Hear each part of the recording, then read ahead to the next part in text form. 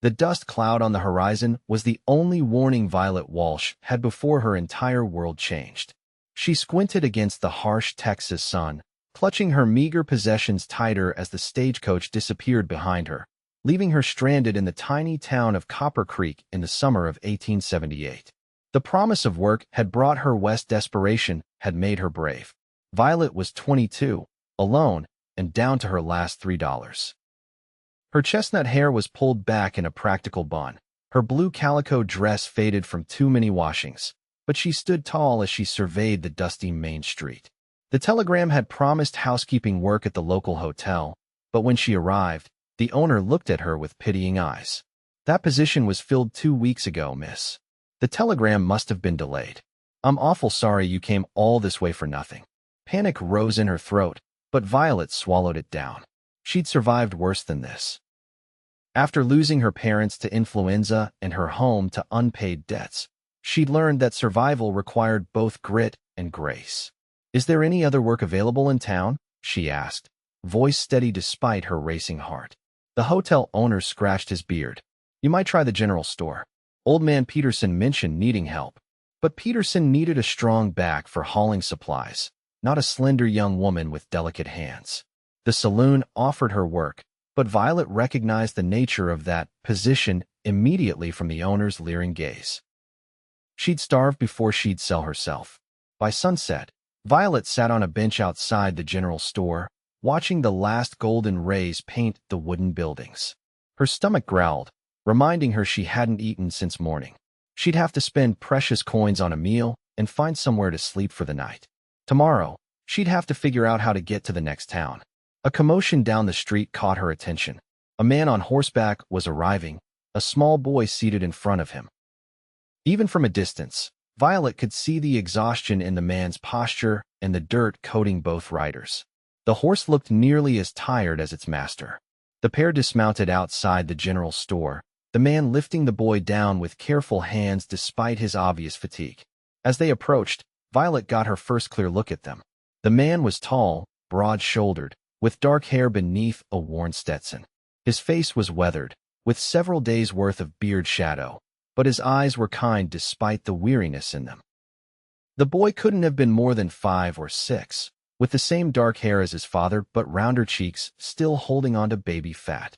"Store's closed, Pa," the boy said, peering through the window. The man sighed, removing his hat to run a hand through his hair. "That's a problem. We need supplies." "They open at 7 tomorrow," Violet offered, drawing their attention. The man turned those tired eyes to her, and Violet felt something flutter in her chest. He nodded his thanks, then looked down at his son. "Guess we're camping another night, Sammy." The boy's face fell. "But you said we'd sleep in real beds tonight." "I know, son. I'm sorry." Violet shouldn't have cared. These strangers weren't her concern. But something about the disappointment in the child's eyes and the defeated slump of the man's shoulders tugged at her heart. "Excuse me," she said, standing up. "I couldn't help overhearing. Are you looking for lodging?" The man eyed her cautiously. "Yes, madam. Just got back from driving cattle to Fort Worth. Been on the trail 3 weeks with my boy." "The hotel has rooms available," Violet said. "I was just there this afternoon." "Much obliged," he said, nodding. "I'm Jackson Blackett. This is my son, Samuel." "Violet Walsh," she replied with a slight smile. "I'd recommend a hot bath, too. They have facilities." Samuel's eyes widened. "A real bath, Pennsylvania? With hot water?" Jackson chuckled, the sound warming something in Violet that had been cold for a long time. "Yes, son. A real bath. You're dirty too, Pa," Samuel said, wrinkling his nose. "You smell like the cattle." Violet couldn't help her laugh, quickly covering her mouth. Jackson's eyes crinkled at the corners as he smiled at her. "The boy speaks the truth," he admitted. "We're a sorry sight, I'm sure." Violet hesitated, then made a decision that would change her life forever. "Mr. Blackett, I don't mean to be forward, but I'm looking for work. I'm a good housekeeper. I could help get your things clean while you and your son rest. For a fair wage, of course." Jackson studied her for a long moment. Violet felt her cheeks warm under his gaze, but she didn't look away. Pride was a luxury she couldn't afford. "Why would a young lady like yourself be looking for work in a place like this?" he asked finally. "The position I came for was already filled. I need to earn enough for a ticket to the next town. Jackson nodded slowly. We've got a ranch about 5 miles outside town. I could use help getting things in order. Been away too long, and the place is likely a disaster. He paused. But I can't offer you lodging there. Wouldn't be proper. I understand, Violet said quickly. I could come out for the day tomorrow, help clean, and return to town by evening. Samuel tugged on his father's sleeve. Can she come, Pa? Please. Jackson ruffled his son's hair. If Miss Walsh wants the work, she's welcome. He named a fair price for a day's labor, and Violet agreed immediately. We'll fetch you after we get supplies in the morning, Jackson said. Meet us here around 8. I'll be here, Violet promised. She watched them walk toward the hotel, Samuel's small hand in his father's large one. The boy looked back and waved, and Violet waved in return, a smile tugging at her lips despite her uncertainty about tomorrow. That night, Violet spent precious coins on a modest room at the boarding house and a simple meal. As she lay in bed, staring at the ceiling, she tried not to think about how handsome Jackson Blackett's eyes had been when he smiled, or how her heart had lifted at Samuel's childish wave. This was just temporary work at that. She couldn't afford to form attachments, not when she'd be moving on soon. But as sleep claimed her, Violet found herself looking forward to the morning with an eagerness she hadn't felt in a very long time. True to his word, Jackson appeared the next morning with Samuel perched on the wagon seat beside him. Both were scrubbed clean, though Jackson's beard was still untrimmed. Samuel waved enthusiastically when he spotted Violet waiting outside the general store. Miss Walsh, we got candy. He held up a small paper bag proudly. Just a little, Jackson clarified as he pulled the wagon to a stop.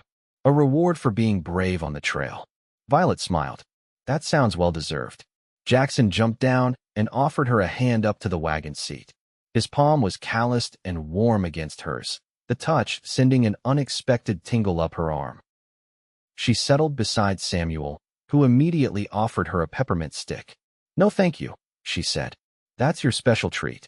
Pa says sharing makes treats sweeter, Samuel insisted, still holding out the candy. Jackson chuckled as he climbed back onto the wagon. He's stubborn as a mule when he's made up his mind. Violet accepted the peppermint with a genuine smile. Thank you, Samuel. That's very generous. You can call me Sammy, the boy said, beaming. Only strangers call me Samuel. Then I'm honored not to be a stranger, Violet replied, something warm blooming in her chest. The ride to the Blackett Ranch took nearly an hour. Along the way, Sammy chattered about everything he'd seen on their cattle drive, from rattlesnakes to a real Indian camp where his pa had traded for a blanket. Jackson occasionally corrected the boy's more fanciful recollections, but mostly he let his son talk, a fond expression softening his features. Violet learned that Jackson had been ranching this land for 6 years. He'd come west after the war with his young wife, but she died giving birth to Sammy. He'd raised the boy alone ever since, with occasional help from a housekeeper who'd recently moved away to care for her ailing mother. It's just been the two of us most times, Jackson explained as they crested a hill and the ranch came into view. We manage. The Blackett Ranch was modest, but well-built. A 2-story house with a wide porch stood near a large barn and several outbuildings. A corral held a few horses, and in the distance, Violet could see cattle grazing. The setting was beautiful rolling hills covered in summer grasses, with a creek running along the eastern edge of the property and mountains rising in the distance. But as they drew closer, Violet could see that Jackson hadn't exaggerated about the state of the place. The house looked weathered, with shutters hanging askew on one window. The yard was overgrown, and various tools and equipment lay scattered about. Told you it was a disaster, Jackson said, looking slightly embarrassed as he helped her down from the wagon. Been gone 3 weeks this time, and before that, spring roundup kept us busy. I've seen worse, Violet assured him, though in truth, the task before her was daunting. I'll start inside. Jackson nodded, clearly relieved by her calm reaction. Sammy and I will see to the animals and bring in your supplies. The kitchen's likely the worst of it. He wasn't wrong. When Violet stepped inside, she found a kitchen that looked as though a whirlwind had passed through it. Dishes were piled in the dry sink, dust covered every surface, and the floor needed a thorough scrubbing. The rest of the house wasn't much better. Beds unmade, clothes strewn about, books and toys scattered across the floor. But beneath the mess, Violet could see the bones of a lovely home. The furniture was solid and well-crafted, if dusty. Shelves held books that had clearly been read many times. A rocking chair by the fireplace had a quilt thrown over it handmade, possibly by Jackson's late wife. Violet rolled up her sleeves and got to work. She started with the kitchen, filling buckets with water from the pump outside and heating it on the stove. By the time Jackson and Sammy returned with the supplies, she'd made significant progress. "You work fast," Jackson commented, looking impressed at the gleaming counters and organized shelves. "I'm just getting started," Violet replied, pushing a strand of hair back from her forehead. Sammy looked around with wide eyes. "It smells nice in here now." "That's the lemon and vinegar," Violet explained. "Good for cutting through dirt and grease." "Ma used lemon," Sammy said thoughtfully. "I remember the smell." Jackson's expression flickered with something like pain before he ruffled his son's hair. "Come on, buddy. Let's let Miss Walsh work while we finish the chores." As the day progressed, Violet moved through the house like a force of nature. She swept, scrubbed, polished, and organized. She beat rugs outside, washed windows until they sparkled, and even found time to bake a simple bread to go with the stew she prepared for their dinner. Around midday, she found a small portrait in Sammy's room, a beautiful young woman with dark hair and Sammy's dimpled smile. She was carefully dusting the frame when Jackson appeared in the doorway. "That's Elizabeth," he said softly, "Sammy's mother." Violet gently placed the portrait back on the bedside table. "She was beautiful. Sammy has her smile." Jackson nodded, his eyes distant. "Yes, he does." He cleared his throat. "I, brought you some water. Thought you might be thirsty." "Thank you," Violet said, accepting the cup gratefully. Their fingers brushed, and she felt that same tingle as before. To hide her reaction, she took a long drink.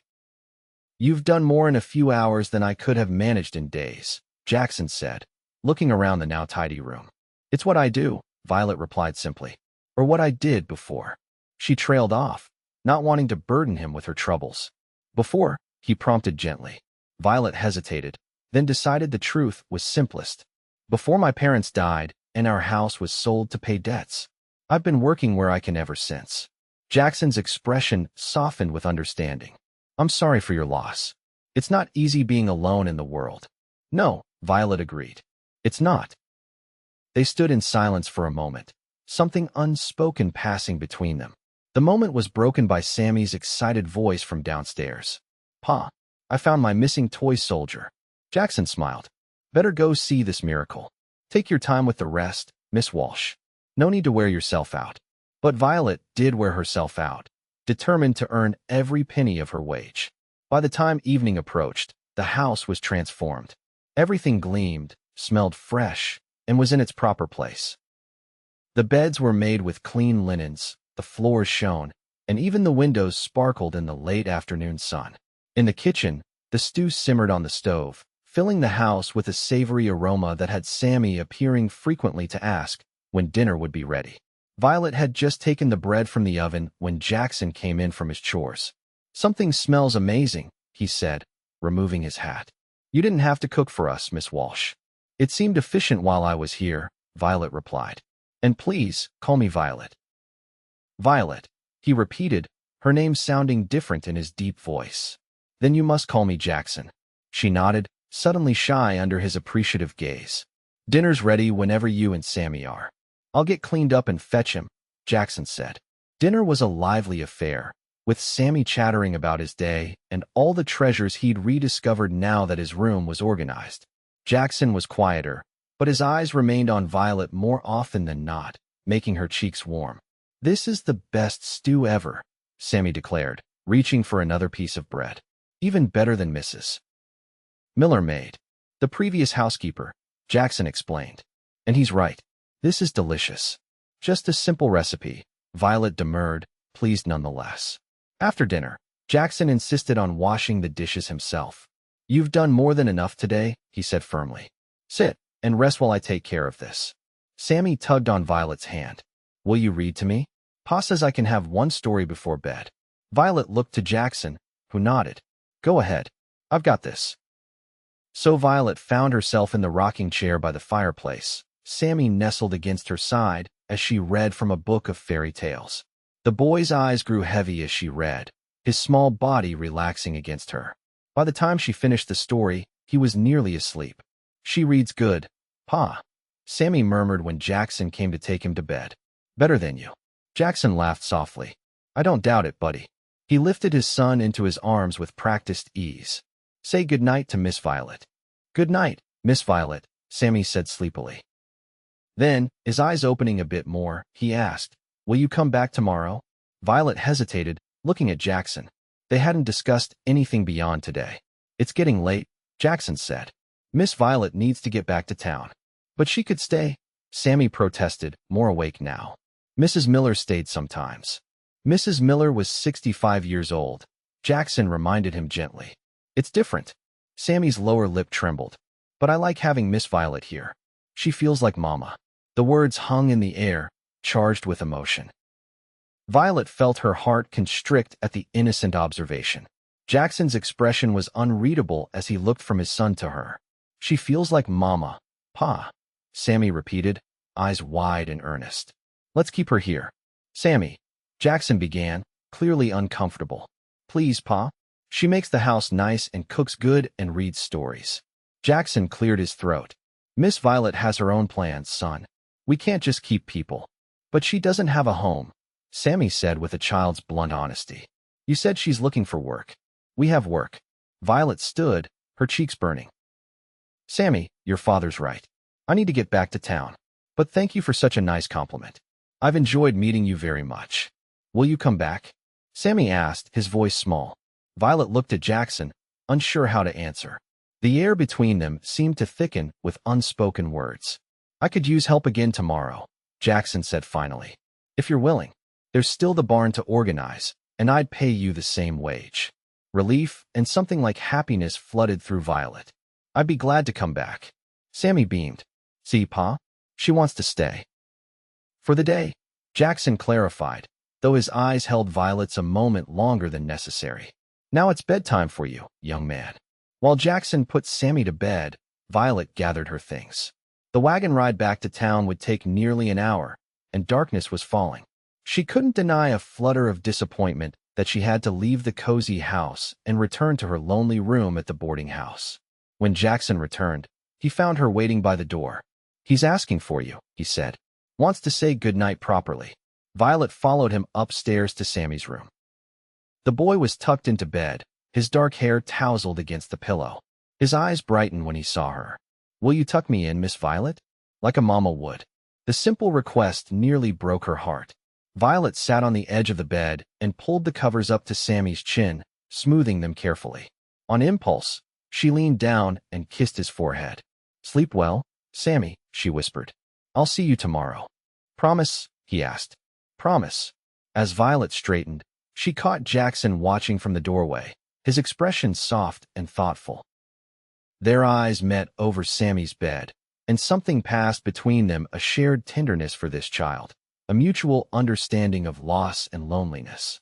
The wagon ride back to town was quiet, the night sky brilliant with stars above them. Jackson seemed lost in thought, occasionally glancing at Violet beside him. The silence wasn't uncomfortable, but it was charged with awareness. "I'm sorry about what Sammy said," Jackson said finally. "About keeping you. About his mother." "Don't apologize," Violet replied softly. "He's a child who misses his mother. It's natural." Still, it was presumptuous. "He's sweet," Violet said. "You've raised a kind boy, Jackson." He smiled slightly in the darkness. "I've tried. It's not easy without a woman's influence." "You've done well," Violet assured him. "Better than many fathers might with both parents present." They lapsed into silence again until they reached the boarding house. Jackson jumped down and came around to help Violet descend, his hands strong and steady at her waist. He held her a moment longer than necessary, his eyes searching her face in the lamplight from the porch. "Thank you for today," he said, his voice low. "The house hasn't felt that much like a home in a long time." Violet's heart quickened. "I enjoyed it. Truly." Jackson reached into his pocket and handed her the agreed-upon payment, plus a little extra. When she started to protest, he shook his head. "You earned it. And I'll be here at 8 tomorrow, if you still want to come back." "I'll be ready," Violet promised. As she watched him drive away, Violet recognized the danger in returning to the Blackett ranch. She was already growing attached to Sammy's sweet nature and Jackson's quiet strength. But the alternative, continuing her lonely journey to an uncertain future, suddenly seemed far less appealing than spending another day with them. For the next week, Violet fell into a routine. Each morning, Jackson would arrive with the wagon and Sammy, and they would make the journey to the ranch together. Violet would spend the day cleaning, cooking, and gradually bringing order to the neglected property. Each evening, Jackson would drive her back to town, the journey getting progressively more difficult as neither wanted to part. By the third day, Violet had moved from the house to the barn and outbuildings, organizing tools and equipment with efficient precision. Jackson worked alongside her when he could, their hands occasionally brushing, sending warmth through her each time. Sammy followed Violet like a shadow whenever he could escape his chores, asking questions about her life before Copper Creek and telling her about his friends at school and his adventures with his father. "Pa says you make everything better," Sammy confided as he helped her hang fresh curtains in the parlor. "He smiles more now." Violet's heart fluttered at this information, though she tried to keep her voice steady. "Does he?" Sammy nodded solemnly. "He was sad before, but not anymore." On the fifth day, a summer storm blew in unexpectedly. They were far from the house when the sky darkened and lightning split the air. Jackson grabbed Violet's hand and ran with her toward the barn, Sammy already safe inside the house. They reached the shelter just as the heavens opened, rain pouring down in sheets. Inside the barn, they stood catching their breath, water dripping from their clothes. Jackson's shirt clung to his broad shoulders, and Violet was suddenly very aware of how alone they were. "You're soaked," he said, his voice rough. "Here." He reached for a clean horse blanket and wrapped it around her shoulders, his hands lingering. "Thank you," Violet whispered, looking up into his eyes. For a moment, neither moved. Then Jackson slowly raised a hand to brush a wet strand of hair from her cheek. His touch was gentle, questioning. "Violet," he murmured, her name a caress on his lips. The barn door banged open, startling them apart. Sammy stood there, wrapped in a slicker too large for his small frame. "Pa." "Miss Violet. Are you okay?" he called. Jackson cleared his throat. "We're fine, buddy. Just getting out of the rain." The moment had passed, but something had changed between them. That evening, when Jackson helped Violet down from the wagon at the boarding house, his hands lingered at her waist a heartbeat longer than necessary. "Good night, Violet," he said softly. "Good night, Jackson," she replied, her voice just as quiet. As she watched the wagon disappear into the gathering darkness, Violet acknowledged the truth she'd been avoiding. She was falling in love with Jackson Blackett and his son, and when her week of work ended, leaving them would break her heart. On the seventh day, as they rode to the ranch, Jackson seemed preoccupied. He responded to Sammy's chatter with distracted nods, his brow furrowed in thought. Violet wondered if he was preparing to tell her that her services were no longer needed.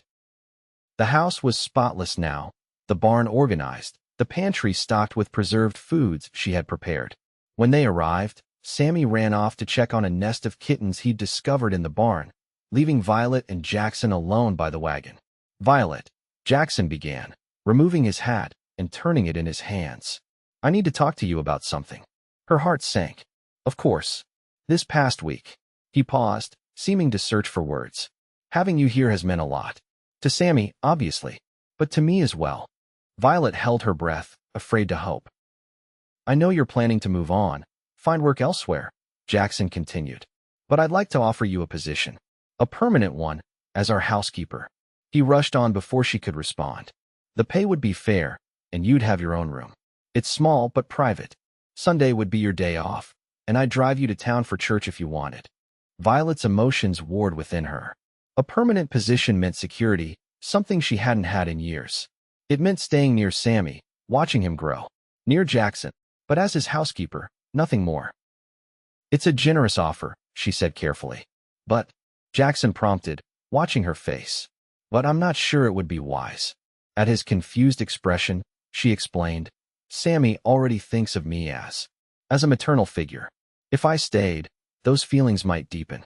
It could be confusing for him." "Is that the only reason you're hesitating?" Jackson asked, stepping closer. Violet's heart raced. No, she admitted. There's also the matter of propriety. A young unmarried woman living in the home of a widower. People would talk, Jackson acknowledged. They always do. Yes. He was quiet for a moment, studying her face. What if there was another solution? Before Violet could ask what he meant, Sammy came running back, excited about the kittens, and the moment was lost. Throughout the day, though, she caught Jackson watching her with an intensity that made her breath catch. That evening, after Sammy was asleep, Jackson asked Violet to join him on the porch. The night was clear, stars scattered like diamonds across the velvet sky. A gentle breeze carried the scent of summer grasses and distant rain. You never answered my question, Jackson said as they sat side by side on the porch steps. About there being another solution. Violet's pulse quickened. You never explained what you meant.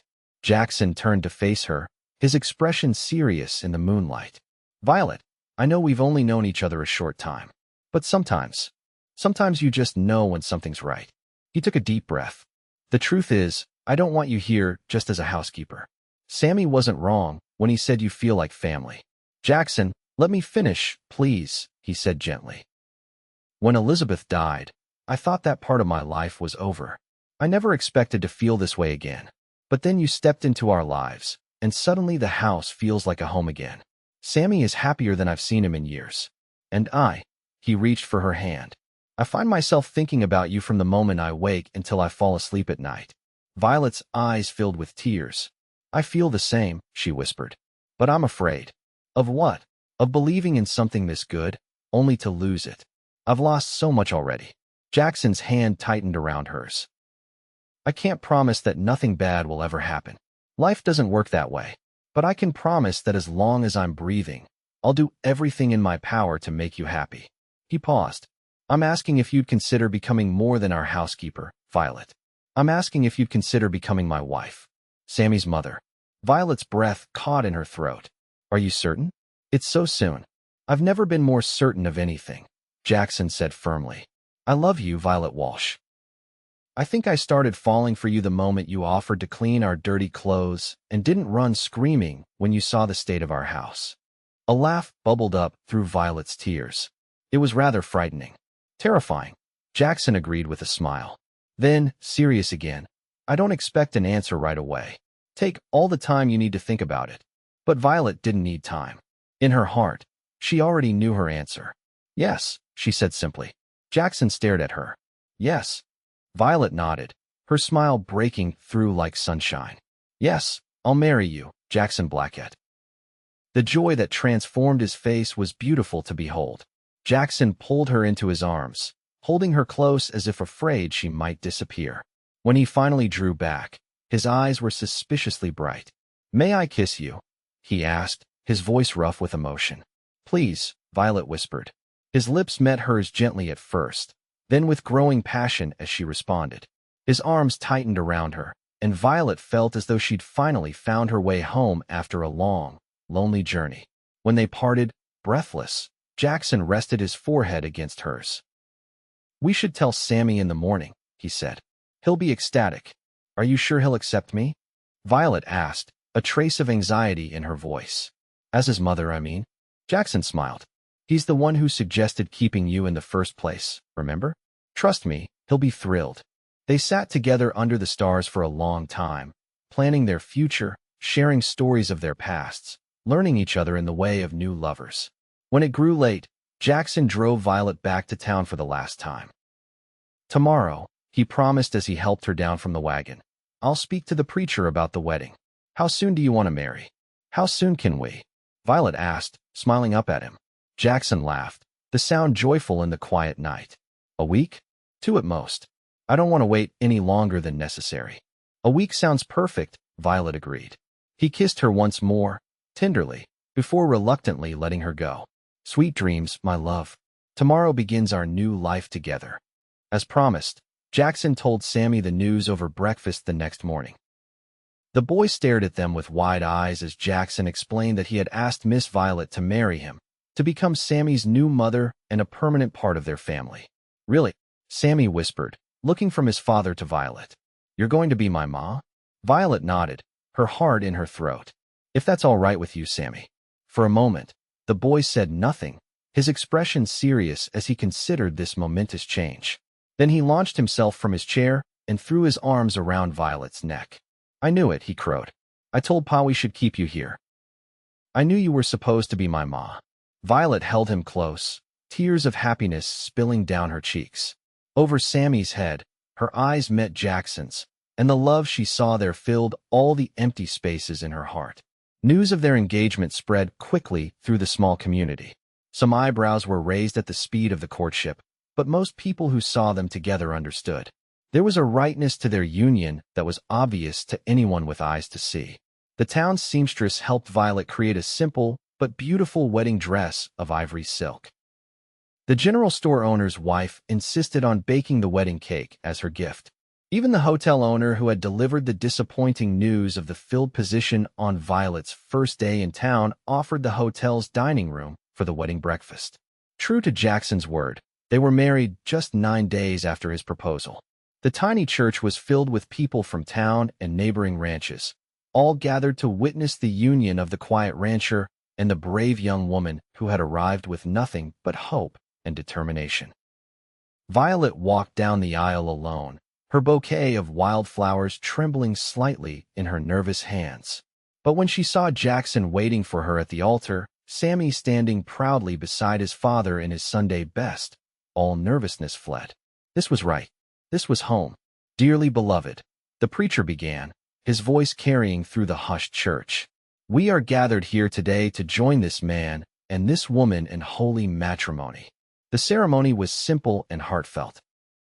When it came time to exchange vows, Jackson's deep voice never wavered as he promised to love, honor, and cherish Violet for all the days of his life. Violet's voice was soft but clear as she made the same promises in return. After the rings were exchanged, simple gold bands that Jackson had ordered specially from the jeweler in Fort Worth, the preacher pronounced them husband and wife. Jackson's kiss was tender and reverent, mindful of their audience, but still conveying the depth of his feelings. As they turned to face the congregation as Mr. and Mrs. Jackson Blackett, Sammy slipped his hand into Violet's. Looking down at his beaming face, Violet felt her heart expand with love for this child who was now, in every way that mattered, her son. The wedding breakfast was a joyous affair, with food and laughter in abundance. When it was time to leave, Violet found herself showered with rice and good wishes as Jackson helped her into the wagon. Sammy scrambled up beside her, nestling against her side as naturally as if he'd been doing it all his life. Ready to go home, Mrs. Blackett? Jackson asked, his eyes warm with promise as he took the reins. More than ready, Violet replied, her heart full to bursting. As the wagon pulled away from the church, Violet looked back at the town that had been meant to be just another stop on her journey. Instead, it had become the place where her journey ended and her real life began. The days that followed were filled with the joy of building a life together. Violet settled into her role as wife and mother with a happiness that sometimes overwhelmed her. Each morning she woke beside Jackson, his strong arm around her waist, his breath warm against her neck. Each day brought new discoveries as they learned the rhythms of married life. Sammy flourished under Violet's care. She taught him to read better, to help with simple cooking tasks, to tend the kitchen garden she planted. In the evenings, the three of them would sit on the porch, Jackson playing his harmonica while Violet and Sammy sang along to the familiar tunes. Summer faded into autumn, bringing cooler days and the harvest. Violet preserved fruits and vegetables for the winter, her pantry shelves filling with colorful jars. Jackson added a room to the house, working in the evenings after his ranch chores were done. For the future, he said with a meaningful glance that made Violet blush. Their first Christmas as a family was magical. Violet decorated the house with pine boughs and red ribbons, baked gingerbread, and crafted simple gifts. Jackson surprised her with a beautiful silver locket containing miniature portraits of himself and Sammy. Sammy presented her with a handmade booklet of drawings, Our Family, written carefully on the cover in his childish hand. As winter settled over the land, bringing snow and long evenings by the fire, Violet realized she was expecting a child. She told Jackson one night after Sammy was asleep, her eyes shining with happy tears. A baby, he whispered, placing his hand reverently on her still flat stomach. Our baby. Are you happy? She asked, though his expression already told her the answer. Happier than I ever thought possible, Jackson replied, gathering her into his arms. You've given me everything, Violet. Everything. When they told Sammy the next morning, his excitement knew no bounds. I'm going to be a big brother, he announced to everyone they met in town that day. Miss Violet, I mean. Ma has a baby in her tummy. Spring brought new life to the ranch, calves in the pastures, chicks in the henhouse, and green shoots in Violet's garden. Her body changed as the baby grew within her, and Jackson watched the transformation with wonder and devotion, treating her as if she were made of the most precious porcelain. Summer returned, hot and golden. Violet's time grew near, and Jackson hired a young ranch hand to help with the heavier work so he could stay closer to home. The room he had added was furnished now with a cradle he had crafted himself, a rocking chair moved from the parlor, and curtains Violet had sewn from soft flannel. On a sweltering August day, almost exactly a year after Violet had first arrived in Copper Creek, their daughter was born. The labor was long but uncomplicated, with the town's midwife attending and Jackson pacing anxiously outside until the first cry rang out. A girl, the midwife announced as Jackson rushed in. Healthy as can be. Violet lay exhausted but radiant, the tiny bundle cradled in her arms. Jackson sat beside her on the bed, tears streaming unashamedly down his face as he gazed at his daughter. She's perfect, he whispered, touching a finger to the baby's miniature hand. Just like her mother. They named her Elizabeth Violet Blackett, honoring the past while celebrating the present. When Sammy was allowed in to meet his sister, his eyes widened with awe. She's so small, he said, carefully touching her downy head. But don't worry, Lizzie. I'll teach you everything when you get bigger. Life settled into a new rhythm with the baby's arrival. Nights were interrupted by feedings, days filled with the constant demands of a newborn alongside the regular work of the ranch. But even in the most exhausting moments, Violet found herself pausing to marvel at the fullness of her life. 2 years earlier, she had been alone in the world, with nothing but determination and hope to sustain her. Now she was surrounded by love, a husband who adored her, a son who had claimed her heart from the first, and a daughter who combined the best of both her parents. One evening, as summer gave way to autumn once more, Violet stood on the porch watching the sunset. Jackson joined her, slipping his arm around her waist and pulling her close. What are you thinking about, love? He asked, pressing a kiss to her temple. About how different my life would be if that stagecoach hadn't been late, Violet replied. If the hotel position hadn't been filled. If I hadn't been sitting outside the general store when you and Sammy rode in. Jackson smiled. I like to think we would have found each other somehow. Some things are just meant to be. From inside the house came the sound of Sammy's laughter, followed by baby Elizabeth's delighted gurgle. Violet leaned into her husband's embrace, filled with gratitude for the twist of fate that had brought her to this place, this family, this love. I think you're right, she said softly. Some things are just meant to be. As the last golden rays of sunlight painted the land in warm hues, Jackson turned Violet in his arms and kissed her with all the tenderness and passion that had grown between them. When they parted, his eyes held hers, still filled with the wonder of finding each other. I love you, Violet Blackett, he whispered. Today, tomorrow, and all the days after. And I love you, she replied, her heart so full it seemed impossible to contain such happiness. Always, hand in hand, they went inside to their children, closing the door on the gathering dusk. Outside, the stars began to appear one by one in the darkening sky, bearing witness to the love that had blossomed from the simplest of beginnings when she offered to clean for a cowboy, and his boy said, She feels like Mama, Pa. Let's keep her here. Years passed, seasons turning one into another with the rhythms of ranch life. The Blackett family grew and thrived. Elizabeth, called Lizzie by everyone except her father, who insisted on the more dignified Elizabeth, developed into a spirited girl with her mother's chestnut hair and her father's steady nature. When she was 3, a brother joined the family, William Jackson Blackett, a sturdy boy with a ready laugh. Sammy, no longer the small boy who had first welcomed Violet into their lives, grew tall and strong. At 14, He was his father's right hand on the ranch, responsible beyond his years, but still capable of mischief that reminded Violet of the child he had been. The ranch prospered under Jackson's careful management. They added more land, built a larger barn, and increased their herd. Violet's garden expanded to include a small orchard, and her preserves won ribbons at the county fair each autumn. On quiet evenings, when the children were asleep and the day's work done, Violet and Jackson would sit on the porch swing he had built for her 5th wedding anniversary. Sometimes they talked of the future Sammy's education, Lizzie's determination to learn ranching alongside her brother, little Will's curious nature that led him to explore every corner of their world. Other times they simply sat in comfortable silence, hands entwined, content in each other's presence.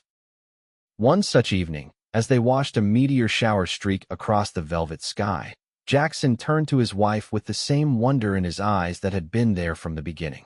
"Do you ever think about how close we came to missing each other?" he asked softly. "How different our lives would be." Violet leaned her head against his shoulder. "Sometimes. But then I remember what you told me once, that some things are meant to be." Jackson's arm tightened around her. "Best thing I ever did was ask that pretty young woman to clean my disaster of a house. And the best decision I ever made was saying yes," Violet replied, lifting her face for his kiss. Inside the house that had become a true home, their children slept peacefully, secure in the knowledge that they were cherished. Outside, the stars continued their ancient dance across the heavens, bearing witness to the enduring love that had begun with a simple offer to clean and a child's innocent observation. "She feels like Mama, Pa. Let's keep her here." And they had, forever.